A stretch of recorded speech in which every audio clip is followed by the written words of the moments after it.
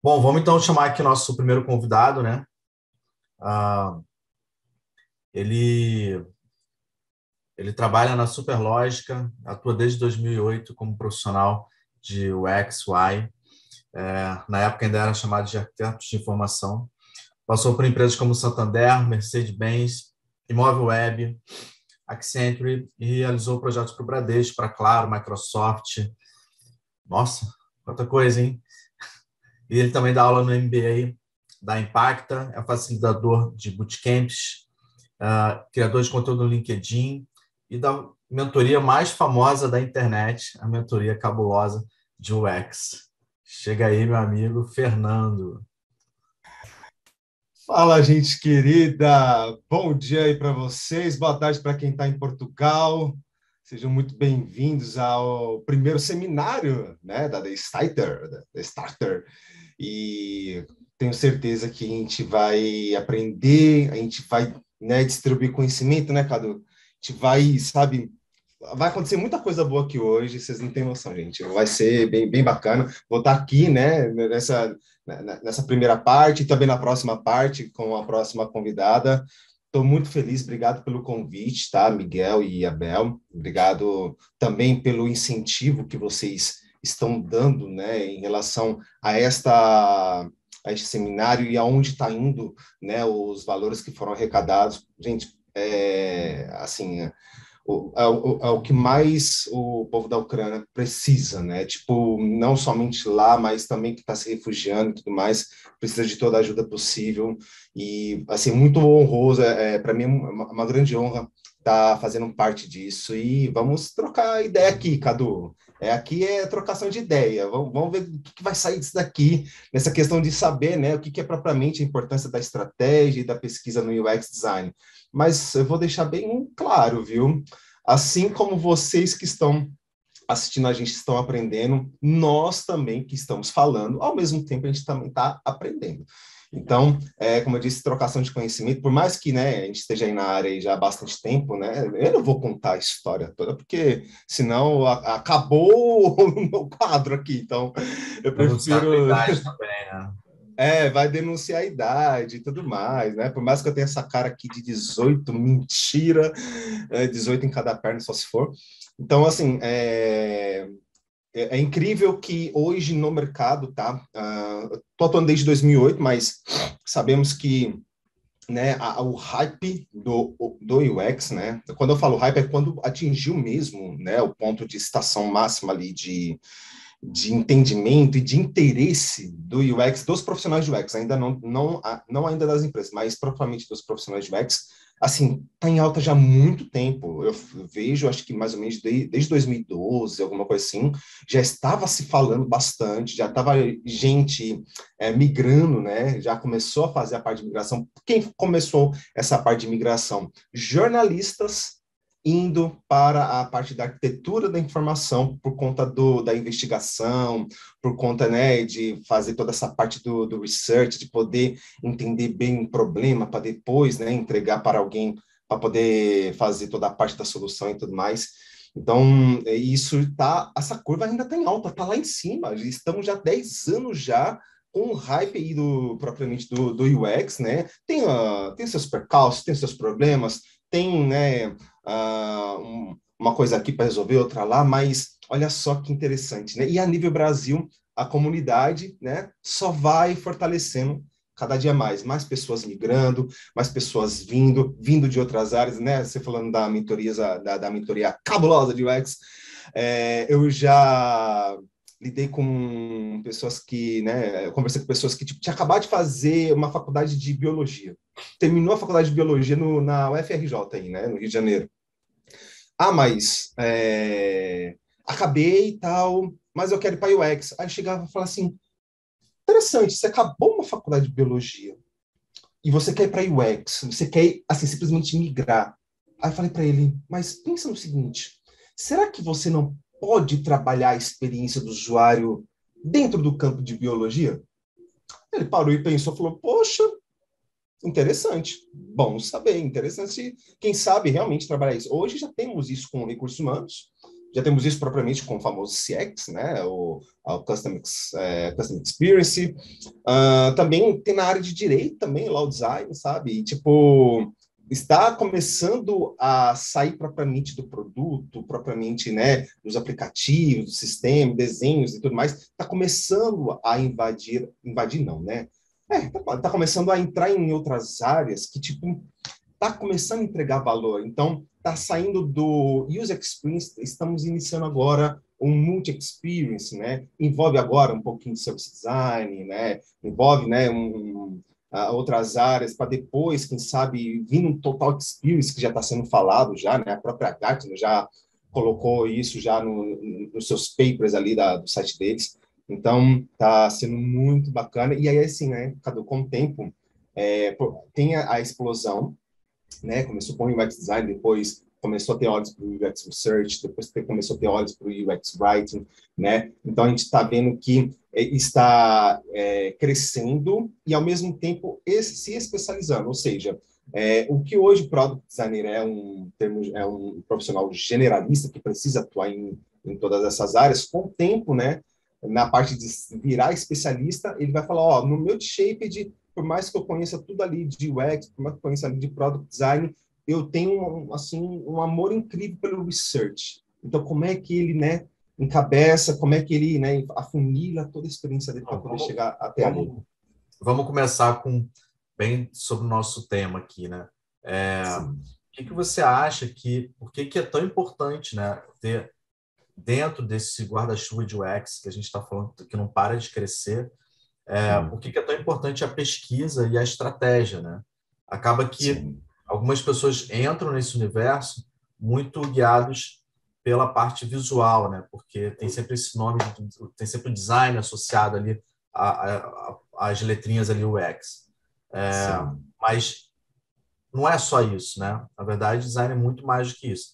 Então, o que você considera porque é tão importante essa questão de pensar também na estratégia e também no desenvolvimento de pesquisa? Perfeito. Olha, são duas coisas distintas. Quando a gente fala que são duas coisas distintas, Cadu, é que, assim, elas têm funcionalidades diferentes, mas entregam o mesmo valor no final das contas, que é propriamente promover a liberdade efetiva do outro. Mas você falou uma coisa muito interessante sobre a questão do design, tá? Você falou que, realmente, o que o pessoal fala muito em respeito ao design, automaticamente já vai para o sentido estético da coisa, né? Se for puxar ali pela origem, né, pela etiologia da palavra, né, o design ele pode se quebrar em duas áreas, ele pode se quebrar em duas etiologias. A primeira, propriamente, é a latina, que é dar signo, né, designar, desenhar, né, já puxa para esse sentido do lado estético, mas muitas vezes é ignorado o outro lado, né, um sentido um pouco mais germânico, anglo-saxão da palavra design, evocado para o projeto, a questão de projetar, né? E por mais que eles tenham características diferentes, eles também entregam o mesmo valor, porque, querendo ou não, design nada mais, nada menos que é entrega de valor em forma e função. Então, na hora de realmente emergir, né, no nosso ecossistema de UX, e quando vai partir para o design e tudo mais, essa parte de projetar, né, envolve muita questão estratégica, aonde você precisa saber, né, como é que o outro se comporta. E, claro, tem a questão da necessidade que vem, né, da demanda que vem, do tipo, ó, este conjunto de usuários, eles estão sentindo esta dor. Então, como é que a gente faz um trabalho para a gente poder aliviar a dor deste usuário? E aí, essa questão de fazer assim, ó, eles estão no ponto A. Como é que a gente faz para que eles cheguem no ponto B de uma maneira eficiente, de uma maneira que o design consiga entregar este valor, que consiga ajudar eles, né, a caminhar? Eu falo que design é tirar as pedras do caminho. Essa, para mim, essa é a função do design. Então, o usuário, ele precisa, a pessoa, o usuário tem que sair do ponto A e precisar chegar no ponto B. E quando isso acontece, o design está com aquela função de realmente, ó, tem uma pedra aqui, vamos tirar. Mas como é que você identificou essa pedra? E porque, como é que você sabe que essa pedra pode ser uma pedra de tropeço? para o usuário. Então, é aí que vem a questão da pesquisa. É aí que vem a questão da estratégia, essa entrega de valor, né? A questão da pesquisa, né? Se a gente for pegar ali em todo o processo do design thinking, né? Porque está muito alinhado à entrega de valor e experiência do usuário, a gente precisa iniciar a nossa jornada fazendo o quê? O aprendizado, né? Gente, aqui é Brasil, 10 horas da manhã, tá rolando funk no fundo? Tá rolando funk no fundo. Faz parte. Não dá, não? Graças a Deus, o cancelamento de ruído tá ótimo. Então, assim, o usuário, ele começa no seu aprendizado, né? Quer dizer, o profissional de UX, ele começa a investigação no aprendizado. Aprender como é que este usuário se comporta, né? Tem que ver a questão da demanda, né? O que ele recebeu de demanda ali para poder ser trabalhado e tudo mais, o que vai tirar dor. Tem toda a questão de alinhamento, ou seja, tem um planejamento e um alinhamento antes, para depois começar a fazer o que a gente chama de discovery, né? Então, toda a parte do aprendizado por si só. E aí é neste momento que a gente tem, né, vários assuntos do tipo, ó, o quanto devemos baixar nossas vieses para a gente poder projetar para o outro, o que é uma empatia mesmo em lugar do outro e tudo mais. E isso não tem como ser trabalhado, toda essa estrutura de pesquisa, se não houver uma estratégia alocada para isso. Mas quando a gente vai falar de estratégia, não falamos somente da estratégia para que o usuário consiga, né, sair do ponto A e chegar até o ponto B.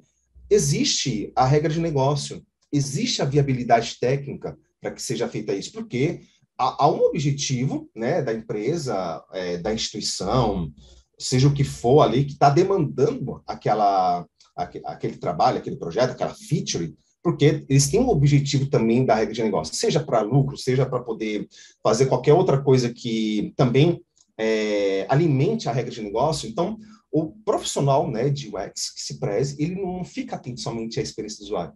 Ele também precisa olhar as regras de negócio. Ele também precisa saber a viabilidade técnica do que está rolando. Agora, falando um pouco sobre a diferença, né, entre Brasil e Portugal, aqui no Brasil, esse profissional que olha para a estratégia acaba sendo o mesmo profissional que faz todos os outros processos de UX. Ainda tem poucas empresas que fazem essa divisão, né, de ter um profissional Sim. só para olhar para a estratégia. Na Europa, isso já é um pouco mais comum, né, já tem um profissional mais específico para olhar só para a estratégia. Então, aqui no Brasil, acaba que você tem que olhar para o negócio, ao mesmo tempo você tem que ir lá desenhar a tela, você tem que fazer um pouco de tudo, né? E aí, assim, no nosso dia a dia aqui, você acha que facilita quando a empresa tem um profissional só com esse olhar de estratégia? Depender muito da maturidade que a empresa tem em relação à experiência do usuário. Isso pega demais. Se a gente for fazer, né, tem lá na Norman Nielsen, né, tem a questão da maturidade, né, da experiência das empresas em relação à experiência do usuário, tem ali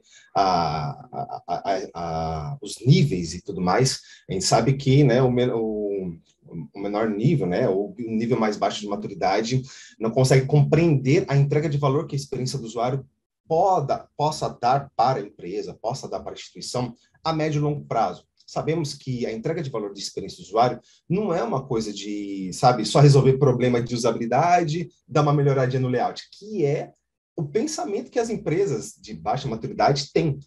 Então, um desafio nosso, né, além de fazer o trabalho, a gente ainda precisa dar uma consultoria, educar a empresa, né, através de como? Através de workshops, através de chapters, muitas vezes tendo uma conversa muito aberta, né, com CEOs, com C-levels, né, dessas empresas que ainda não entendem na sua totalidade a entrega de valor do UX. Então, há um trabalho ali paralelo nosso que precisamos fazer, né, além de fazer os nossos entregáveis, né, tipo as entregas de pesquisa, as entregas da parte de interface, toda a parte de você levantar métricas, de você poder fazer mensuração do tipo, ó, olha só o que a gente fez aqui com os testes de usabilidade, que a gente depois colocou o projeto em produção, olha só a diferença ali que está batendo ali no seu OKR, por exemplo, que está batendo ali no seu ROI, por exemplo, entendeu? Então, assim, os níveis de maturidade depende muito da empresa que vai abarcar isso. Hoje, a nível Brasil,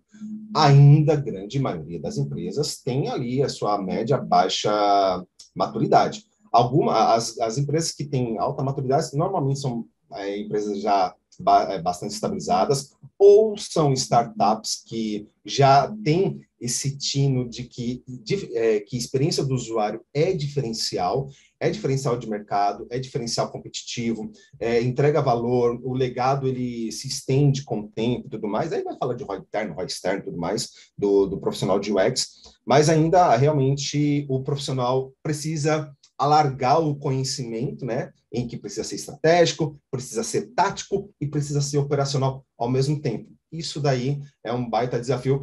Mas, querendo ou não, Cadu, isso forma o profissional. É uma Forma um bom escola, profissional. né? É uma super escola. É uma baita de uma escola. Assim, eu falo isso como se diz, questão de causa, né? Porque eu, sendo freelancer já há mais de 12 anos, eu realmente tive esses desafios de muitas vezes a pessoa vir falar assim, ó, eu preciso de um aplicativo por conta disso, disso, disso, disso e tudo mais. Aí eu falava assim, mas quem são os seus usuários? Como é que eles se comportam? Você tem uma noção de como eles vão ter esse comportamento em relação ao uso do aplicativo? Aí eles falavam assim, não, mas de qualquer forma eu preciso desse aplicativo. Aí falava assim, será que você precisa mesmo? Aí sai um pouquinho até da parte de experiência, Cadu, e entra a parte da questão do produto. Será que realmente é necessário fazer um baita de um aplicativo, sendo que ele pode começar a experiência dele com uma landing page, por exemplo, com, sei lá, um pequeno bot no WhatsApp para ele poder começar a testar, né, a testar a interação desses usuários. Então, muitas vezes, a gente ainda tem que dar um suporte na questão de olhar de produto, né? Porque, assim, não adianta fazer um projeto mirabolante, né? É bem aquela história do tipo, aquele quadrinho, né? Esqueci o nome do autor que faz aquele quadrinho, sobre necessidades e nossas vieses, né? Que, no final das contas, o usuário ele só queria uma balança para a árvore, mas tem aqueles itens do tipo de produto que faz coisas mirabolantes e tal, tal, tal, e tipo, não, cara, tipo, era um olhar mais simples da coisa. Então, temos esse desafio de trabalhar com empresas que têm baixa maturidade, assim, está começando a crescer, tem uma questão do UX que é o seguinte, eles estão entendendo, assim, que hoje UX, o que antes era, entre aspas, artigo de luxo, agora se torna uma necessidade. As empresas que têm média maturidade, né, não sei se eu consigo falar isso, né, média maturidade, estão entendendo que agora existe a necessidade. Porém, o que queremos deixar bem claro para eles que é o seguinte, não é uma necessidade UX, ele é um insumo. O que antes as empresas consideravam marketing como investimento, hoje agora eles consideram como insumo, porque sem marketing a empresa não vira, não vinga, não vai para frente. Então, o nosso trabalho trazer essa mesma mentalidade, né, fazer esse mindset, vamos assim dizer, para as empresas, dizendo que não é somente uma necessidade, agora é um insumo, sem a experiência do usuário, a empresa também não vai para frente, entendeu? Vai, tipo, como posso dizer, ele, por mais que tenha ali fazendo algumas coisinhas, vai vir um concorrente que já vai vir pesado na experiência do usuário e ganha vantagem competitiva ali na frente, depois de um certo tempo. Então, a questão estratégica não parte somente nossa, né? Quando a gente vai falar de estratégia de experiência do usuário, ele é um pouquinho amplo, tá? Porque tem a nossa estratégia ali de trabalho, mas tem a estratégia da gente poder lidar com os stakeholders, né? De poder lidar com a empresa e a estratégia da empresa também, que tem muitas vezes com os seus objetivos ali para serem alcançados, seja para reter cliente, aumentar a base de cliente, aumentar lucro, diminuir churn e tudo mais. Então, você vê, né? É um baita trabalho estratégico para que, no final das contas, temos valores entregues. E tem muita gente aqui que está assistindo a gente que está justamente migrando, está chegando agora na área e tudo mais, né? E uma coisa que às vezes acaba que as escolas de repente não falam tanto, ou até a pessoa não se preocupa inicialmente tanto em relação a métricas, né? E quando a gente começa a falar de estratégia, se você não levar em consideração as métricas, acaba que isso pode se tornar um problema, porque tem investidores por trás, tem a estratégia de negócio toda, e nem sempre todo mundo fala a mesma língua. Então, a língua universal que todo mundo vai entender é número. Então, se você puder converter sempre o que você está fazendo ali na área de UX em números, isso sempre vai ajudar a também mostrar o valor e aumentar a maturidade do design dentro da empresa, a maturidade de experiência como um todo dentro da empresa, né? Acho que isso é um ponto Sim. também importante a gente citar aqui, né? E aí, queria até te perguntar se você já vivenciou alguma coisa nesse sentido, onde, porque eu já passei por isso, né? Onde a estratégia de UX estava ótima, é, tudo que tinha sido planejado estava super bacana, e aí, quando chegou lá para o stakeholder, ele falou assim, tá, mas e o número? Como é que você me prova isso em número? Como é que eu chego para um investidor que não entende nada de design e fala assim, olha, vale a pena investir aqui nessa galera aqui do design, né? E eu acho que esse é um ponto que, para quem já está entrando, já começar ficando antenado nisso, porque foi um dos Uhum. lugares, geralmente é o ponto que é onde a gente toma mais paulada, né? E aí, queria saber se você Sim. já viveu alguma experiência também nesse sentido. Está vivendo agora. E tá sendo e tá sendo um bagulho muito louco ver essa questão do tipo. Porque uma coisa é o profissional de experiência do usuário, aí eu vou falar, isso daí é uma via de mão dupla, tá, Cadu? Porque é o seguinte: a questão da experiência do usuário, para que no final das contas vire números, né?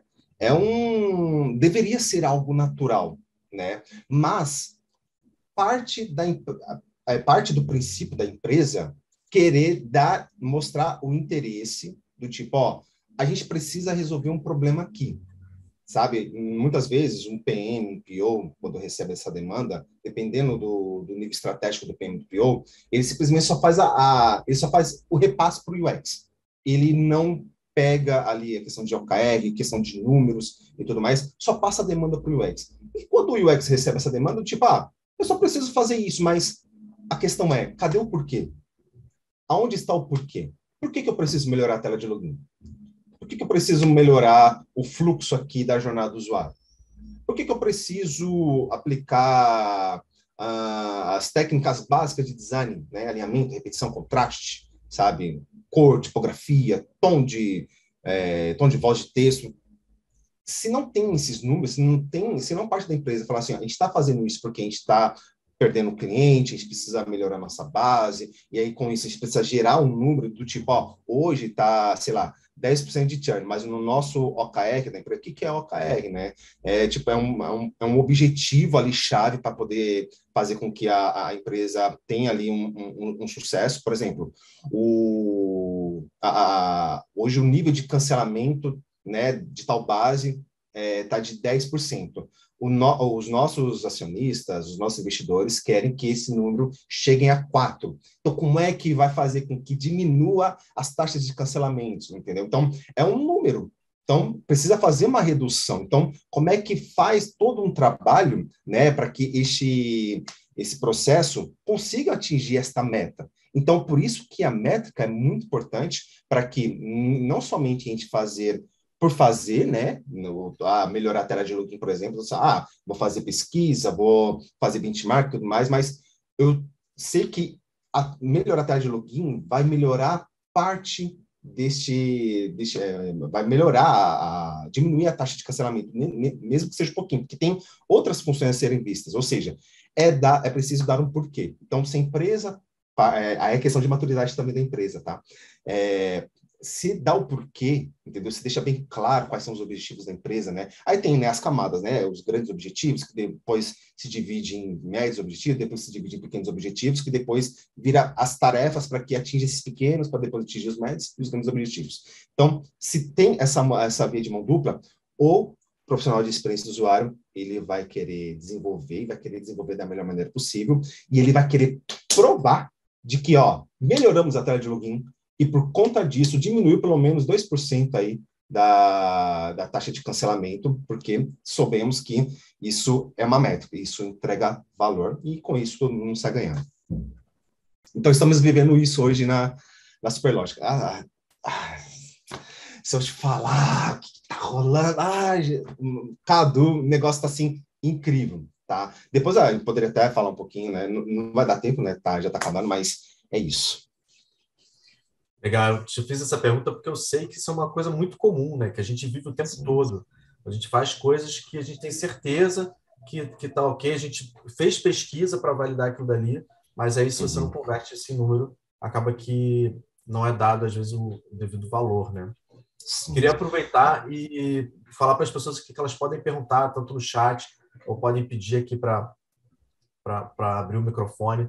Se alguém tiver alguma dúvida, quiser perguntar alguma coisa também, ficar super à vontade em relação a isso. Te interrompi, Maravilha. falar alguma coisa. Não, imagina. Enquanto o pessoal vai maquinando aí para perguntar, a gente está falando a questão do research, que é o seguinte: não adianta eu criar uma boa solução se não estiver convincente do problema que eu estou enfrentando. Então, do problema que eu tenho ali desafiado. Então, muitas vezes os profissionais de UX têm esse vai e vem, até de devolutivas e tudo mais, que muitas vezes eles não se aprofundam o suficiente no problema. Então, realmente, a questão de fazer pesquisa, a questão de poder fazer todo um processo ali de benchmark, análise de Hotjar e tudo mais, tudo isso vai trazendo o quê? As perguntas, ou seja, essas perguntas vão ser bem elaboradas para que a solução possa responder bem essas perguntas. Porque hoje, né, vamos falar nível Brasil, por exemplo, né, que o Product Design ele tem que fazer a parte de Research e depois a parte de UI, né? Ou seja, ele precisa entender o problema para depois criar a solução. O que está acontecendo? Muitas vezes a demanda vem com um timing muito rápido, a gente precisa para ontem, tal, não dá para fazer uma investigação boa o suficiente. Então, muitas vezes eles entram nesses dilemas de como entregar a solução da melhor maneira possível. Mas se a gente não estiver confortável com o problema, Cadu, a gente não consegue construir uma boa solução. A gente até constrói, mas os argumentos muitas vezes ficam um pouquinho falhos. E aí que começa a vir as devolutivas, é aí que começa a vir a criatividade do stakeholder, falar coisas que estejam até fora do escopo. Por quê? Não conseguimos vender uma boa solução porque não conseguimos entender muito bem o problema. Do tipo, mas por que você colocou o bloco aqui, né, o stakeholder falando, por que você colocou o bloco aqui em cima e não aqui embaixo? Aí, se o UX se aprofundou bem o problema, né, se apaixonou pelo problema, né, como o pessoal fala, falou assim, não, a gente colocou aqui porque a gente sabe que 29% dos usuários, se não conseguirem olhar, que a gente viu ali nos nossos dados, se eles não conseguirem chegar a isso como um bloco de primeira importância, a taxa de cancelamento ou o churn ali é maior do que o imaginável. Então, ele falou, não, por conta disso, colocamos esse bloco aqui sempre. Por quê? Conseguiu defender bem o problema e a solução corre. Então, ele vai... A solução não, né? A hipótese, né? Não posso falar solução, falar hipótese. A hipótese, ela continua ali, ela segue de uma forma que fique fluido o processo do projeto. É um pouco o que a Bianca comentou aqui, né? Que a parte mais importante, ou pelo menos uma das mais importantes, deveria ser a pesquisa, mas muitas vezes ela é feita de forma negligenciada, enviesada, né? E isso que você falou do problema é muito importante também pelo seguinte: às vezes a gente fica tão apegado ao problema, mas na verdade aquilo não é realmente um problema, aquilo é um sintoma. Né? E aí você fica, isso é um problema, isso é um problema. E quando você começa a investigar mais a fundo, você percebe que o problema é outro. Aquilo dali é só um sintoma de um outro problema. Então, Sim. eu acho que é importante as pessoas também ficarem atentas, assim, desapegar um pouco em relação a isso, porque às vezes a gente fica muito só em cima do... transformando aquilo como uma coisa real, real que eu quero dizer assim, muito verdade, né? A verdade é que o problema é esse. E aí, quando você vai investigar, nem sempre o problema é aquele, né? Então, eu Sim, acho que essa questão do problema que você pontuou aí é super, super relevante também. sim. A Iria está perguntando aqui, Cadu, quais seriam os piores erros para serem evitados nessa parte das perguntas e entrevistas, tanto nas primeiras entrevistas quanto na hora de testar protótipos? Teria exemplos reais para contar, por favor? Você tem, Cadu? Você tem que fazer de tudo para não enviesar a pessoa, né? Quando você Sim. está fazendo essa coisa. Então, quando você fala no futuro, e se você fizesse, já isso você tem que evitar. Né? É É. uma das primeiras, porque você está puxando só da memória dela e dos achismos dela, né? E não de coisas que realmente, de fato, aconteceram. Eu acho que esse é uma coisa muito comum de acontecer, Uhum. que a gente deve evitar assim, bastante. Perfeito. A Camila Pedrosa está perguntando aqui, qual que seria uma boa forma de metrificar os resultados num case de estudo? Camila, depende muito do projeto não, né? Da entrega de valor que você quer dar ali. métricas, né, no final das contas, são números que vão entregar algum tipo de valor, que vão entregar algum início de certeza, ou, né, do tipo, que eu coloquei aqui o exemplo da tela de login. A tela de login é um pedaço, né, o ajuste da tela de login é um pedaço de uma série de melhorias para que, no final das contas, a taxa de cancelamento diminua. Então, como é que vai ver isso? Muitas vezes, isso, depois que o profissional de UX faz o handoff ali com o desenvolvedor, na hora de poder fazer toda a parte de programação, ele precisa imputar eventos para saber se o que acontecia antes e agora com essa nova versão vai gerar um diferencial, ou seja, ele vai colocar eventos ali para dizer que aumentou a taxa vamos dizer, de registro, né? O pessoal está conseguindo colocar outros itens, ele está conseguindo conectar com o Google, está conseguindo colocar a senha, está conseguindo saber onde que esqueceu a senha e tudo mais. E aí essas informações são transferidas para uma central, por exemplo, no Power BI da vida, para dizer, ó, o que antes, né, até tal data, estava esse valor aqui de cancelamento ou a taxa de abandono da tela de login, agora com esses ajustes, vimos que diminuir essa taxa de abandono por conta disso. Ou seja, daí é uma métrica, mas depende muito da estrutura do projeto. Aí fala assim, como é que metrifica? Isso vai muito de acordo com o que a empresa quer de resultado. Tá? Então, isso mexe muito com os resultados que a empresa tem. É os impactos, né, Cadu? Que, tipo, tem a questão de retenção, né, de atração, né? Quando é atração, por exemplo, a criação de uma landing page para atrair muita gente, tudo mais. A questão de reter cliente, então, ou seja, tem que fazer um bom onboarding, tem que ter, né, todo o processo ali, para que no final das contas as pessoas estão ficando mais tempo no sistema, estão diminuindo a taxa de cancelamento, estão aumentando a base, estão aumentando o faturamento. Então, depende muito da estratégia que a empresa tem para poder fazer as métricas. Tem várias plataformas, vários sistemas que ajudam também a fazer medições da experiência do usuário ali.